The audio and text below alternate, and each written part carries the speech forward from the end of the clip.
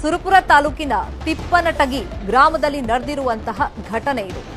ಕಲುಷಿತ ನೀರು ಸೇವಿಸಿ ಸಾವನ್ನಪ್ಪಿದ್ದಾರೆ 48 ವರ್ಷದ ದೇವಿಕೆಮ್ಮ ಹೊಟ್ಟಿ, 60 ವರ್ಷದ ವೆಂಕಮ್ಮ, ಹಾಗೇನೆ 50 ವರ್ಷದ ರಾಮಣ್ಣ ಪೂಜಾರಿ. ಇವರೆಲ್ಲ ಮೃತಪಟ್ಟಿರುವಂತಹ ದುರ್ದೈವಿಗಳು. ತಕ್ಷಣಕ್ಕೆ ಇವರನ್ನೆಲ್ಲ ಆಸ್ಪತ್ರೆಗೆ ಸೇರಿಸಿದ್ದಾರೆ. ವಾಂತಿ ಭೇದಿ ಕಂಡ ತಕ್ಷಣ ಆಸ್ಪತ್ರೆಯಲ್ಲಿ ಚಿಕಿತ್ಸೆ ಫಲಿಸದೆ ಮೂವರೂ ಸಾವನ್ನಪ್ಪಿದ್ದಾರೆ. ಇನ್ನು 6 ಜನರ ಪರಿಸ್ಥಿತಿ ಗಂಭೀರವಾಗಿದೆ. ಅವರಿಗೆ ಆಸ್ಪತ್ರೆಯಲ್ಲಿ ಚಿಕಿತ್ಸೆ ಮುಂದುವರೆದಿದೆ.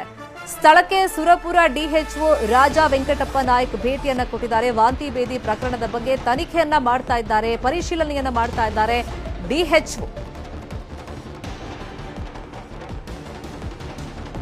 ಸುರಪುರ ತಾಲೂಕಿನ ತಿಪ್ಪನಟಗಿ ಗ್ರಾಮದಲ್ಲಿ ನಡೆದಿರುವಂತಹ ಘಟನೆ ಇದು. ಕಲುಷಿತ ನೀರು ಸೇವಿಸಿ 3 ಜನ ಸಾವನ್ನಪ್ಪಿದ್ದಾರೆ.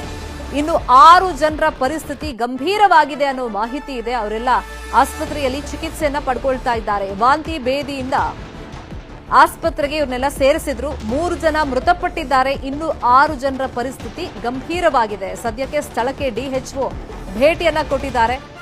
ಕಲುಷಿತ ನೀರು ಸೇವನೆಯ ಕಾರಣದ ಬಗ್ಗೆ ಈಗ ಪರಿಶೀಲನೆಯನ್ನ ಮಾಡ್ತಾ ಇದ್ದಾರೆ. ಮತ್ತೆ ಗ್ರಾಮದಲ್ಲಿ ಆತಂಕದ ವಾತಾವರಣ ನೋಡಿ.